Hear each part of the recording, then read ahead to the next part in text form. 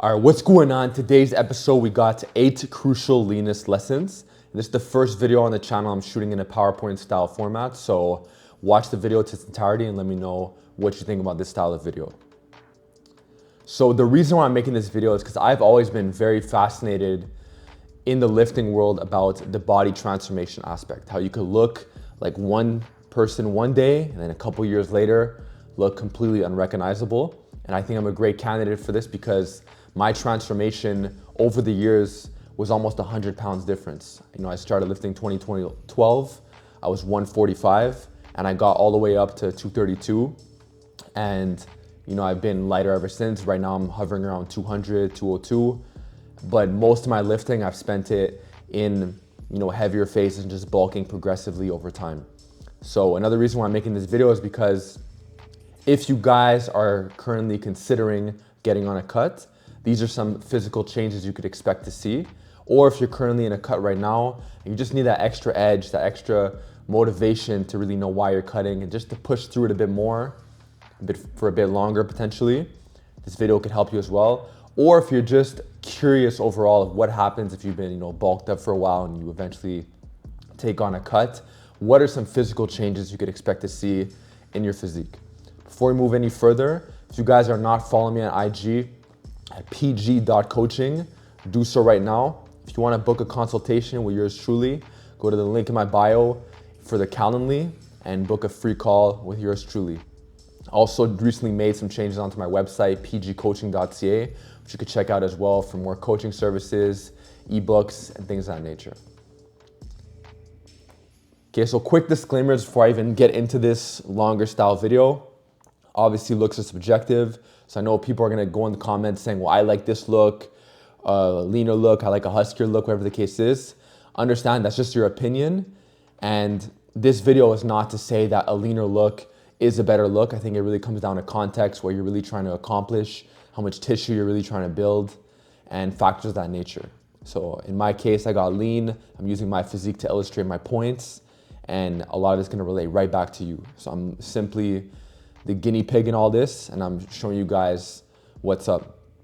Now, obviously a lot of these points are gonna hit harder if you've already been lifting. That should be obvious, but that's just that. So another reason why I'm making this video is because I've always personally liked the huskier look. As you can see on the right, the guy in the photo next to Bruce Lee, that's always the kind of look that I personally like. That's personally why I started lifting. I didn't start lifting to be super lean. I started lifting because I grew up really skinny and I wanted to, fill out my frame. But I always wondered as I got into the fitness world, why was the leaner look so glorified? What was all the hype about? I got lean and I found out, but I only found out because of firsthand experience and also the experience of my clients and experience of observing lifters around me. Okay, so this video, to sum up, it's 8 lessons I've learned from getting leaner. First point is that a lot of our perception of what's considered attractive comes down to the mainstream movies, Hollywood, social media, and all these things play a massive role in what's considered aesthetic. So for example, if all of a sudden strongman competitors or heavyweight bodybuilders or heavyweight powerlifters, off-season bodybuilders, if that type of look was to hit the mainstream, a lot of people would follow along. But that's not the case right now. It's really the leaner look, which is not necessarily a bad thing. In some cases, it's actually a good thing.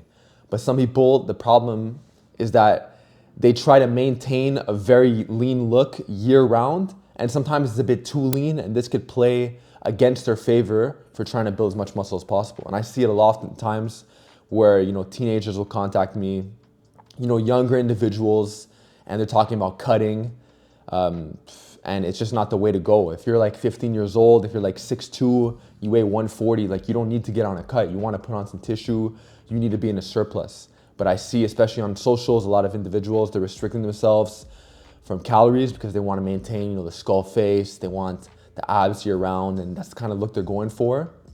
But they're under eating, they're underfed, and they're underdeveloped because they're holding themselves back. So I'm personally not a big advocate of that. And a lot of this could be obvious when you look at, for example, celebrity transformation. This is a good example of, the Wolverine character, Hugh Jackman. And with the standards of today with social media, a lot of people would say on the left photo that he's actually fat. and on the right photo, he looks good. He definitely looks good on the right photo, but by no way, shape, or form is he a fat individual on the left. But we've been brainwashed, and our perception of what's considered overweight has been skewed, and this is not a good thing, because you want to build as much muscle as possible.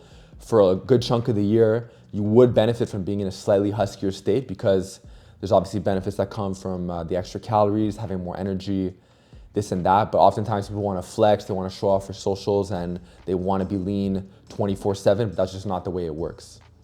Okay, so another thing is that social media also tends to reward people who are at these leaner phases. And I know this was the case for myself too. When I started getting leaner, I noticed my engagement on social media starting to increase in certain cases. And I was getting some compliments that I wasn't getting before. And it's because now the muscles were a lot more visible. And this definitely has its pros and cons. But that's the first observation I basically made. And take what you want from this one. Okay, the second lesson I learned with the whole leanness aspect is that many underestimate their body fat. What do I mean by this? Muscle occupies less space than fat due to it being more dense and compact.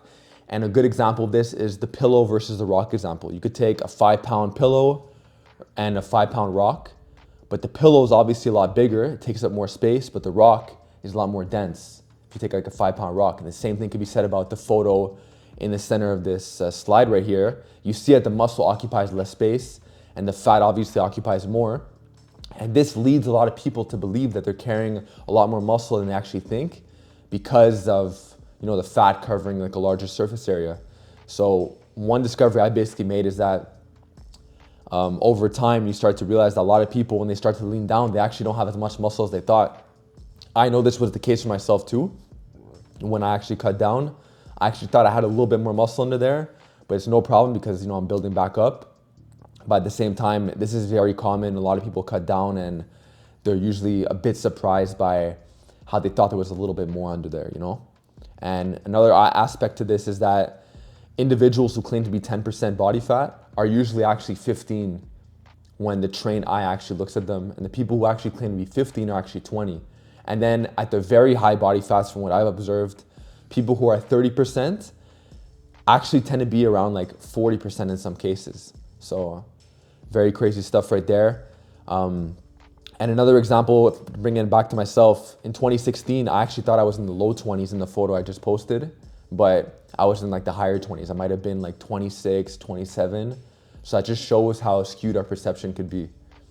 So now we're going into deeper, more specific parts of cutting down, right? So this is pretty obvious, but to those who don't know, is that if you've been in a heavier state for a long time, you literally don't know how your face looks like. So this is a photo of 232 versus 184. These look like two completely different people. The other photos next to it are photos I found on Google. If you literally just type in before and after body fat face transformations, and you could see men and women, or even teenagers, who cut down and they look drastically different. So that's another thing right there too. If you're personally on a cut right now and you have a lot of weight to lose, expect to be borderline unrecognizable if you have to strip off a lot of weight. If you have to lose like 50 pounds, you will lose a good chunk of weight. And one of the first things that people are gonna notice about you and mention and reference is your face. So in many cases, of course.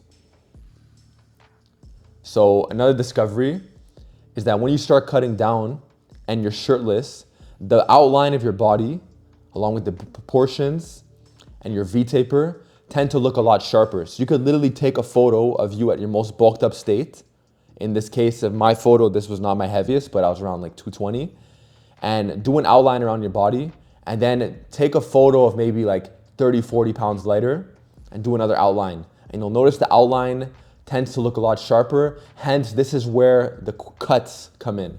You look a lot sharper and your proportions are gonna be better because your waist is gonna look smaller, or should I say like your obliques, and it's gonna have a more quote unquote aesthetic look overall, which is a good thing, and this is very much a positive, and it really does show off your hard work. And this is one of the reasons why the leaner physiques tend to be so glorified, is because you could go from, let's say, wearing 38 size jeans to 32s or even 30, and that's gonna make a drastic difference in your V-taper, especially if you've been really training your back hard. You're gonna have a much wider look, especially when you're shirtless. In clothes is a different story, but I'm gonna get to that in further points. So another big difference you're gonna start noticing when you cut is the muscle separation, especially when you're flexed. So a good example of this is myself, 230, and then you go 50 pounds down, literally, and now you start seeing ab definition. When you're in a huskier state, you're heavier, you might just have a big arm, but when you're leaner, and then when you flex, and then when you have like, let's say some downlighting on you, you're gonna literally be able to see the difference, like kind of like an anatomy chart of your tricep, your bicep, your forearm, and how it all ties in together. So this tends to be very appealing to the eye. You could really see the separation from muscle to muscle. And if you guys are currently cutting right now, if this is what you're after, then, and if you have the muscle to pull it off, it does tend to be very aesthetic. Not to mention that there's muscles that you literally won't even see at heavier body fats, such as your abs. So you could literally explore a whole new avenue, and now you could see your obliques, you could see your abs, and it's just, it tends to look very aesthetic, that's for sure. I won't deny that. Number 6, and this ties into the aesthetics as well, is the vein component. And this displays another element of separation, because now it's not just muscle to muscle, it's literally onto the muscle. So for example, it's not just that there's a separation between your shoulder and your arm, but now it's like if you take the actual bicep itself and you zoom in, you could see there's veins on the actual bicep. The photo on the right is not me, by the way. I took that from Google. The photo on the left obviously is. But myself personally, I started to see a lot more veins in the 180s because I don't store a lot of fat in my arms or my lower back either. So this goes right back to you guys. You start to also learn about, your body fat storage and, the areas that tend to be a bit more stubborn. And some places, people will ask, well, what does it take for me to see definition here? It's just not lean enough yet, And you start to see a bit more of that leanness as a man around 12, 13%. A lot of times you're not gonna see it at like 18, 19%. The body fat's just too high. So that's the aspect right there.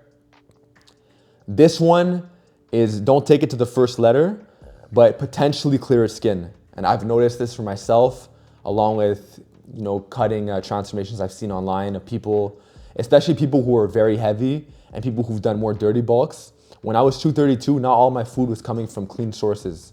I was having more like pecan pies, a lot more pasta. The pecan pie was really like a cheat meal just to fill in the gap to get the extra calories. And obviously it wasn't pies, it was like maybe a slice of pie, like half a pie. But nonetheless, it was still a lot. And it was not just chicken and rice for me to get to 232, that's for sure. So as I started cutting down, I started eating cleaner. I noticed right away, without even using any skin products, my skin started to look a lot better. Not just my face, the whole body literally. And if you really take your skin very seriously, cutting might be the solution. Just really eating a lot more veggies, omega-3s, upping your water intake, factors of that nature.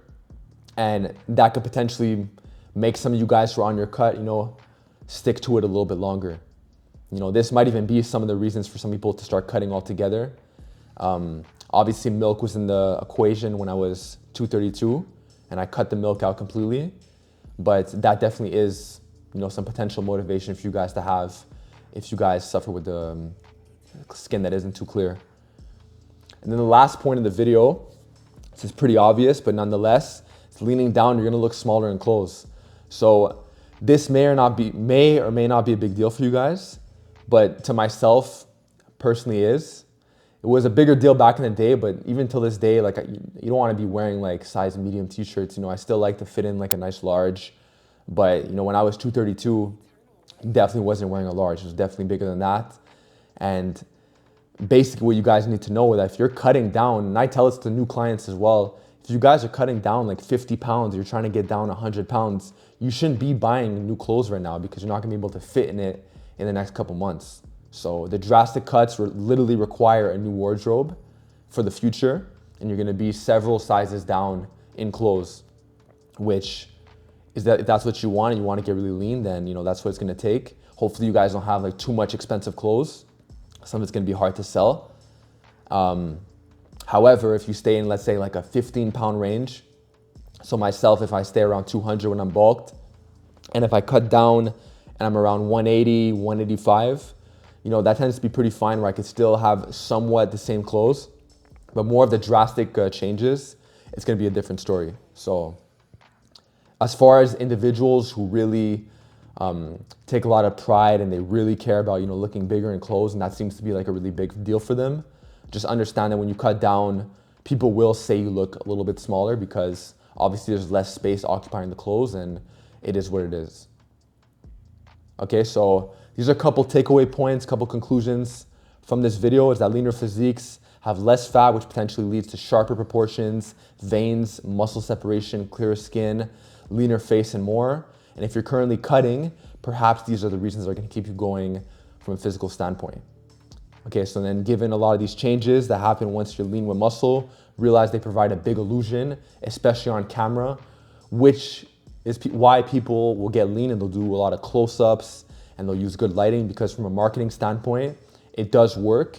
It does get the message across and it does make sense, you know?